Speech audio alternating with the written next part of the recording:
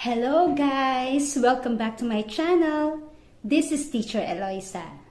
Sa mga teachers na humihingi sa akin ng free template tungkol sa Index of Mastery and Bloom's Taxonomy, don't worry teachers, hindi lamang template ang aking ibibigay sa inyo, kundi bibigyan ko rin kayo ng mga tips and advices kung ano ba ang dapat ninyong gawin para makarating kayo dito sa USA bilang isang teacher.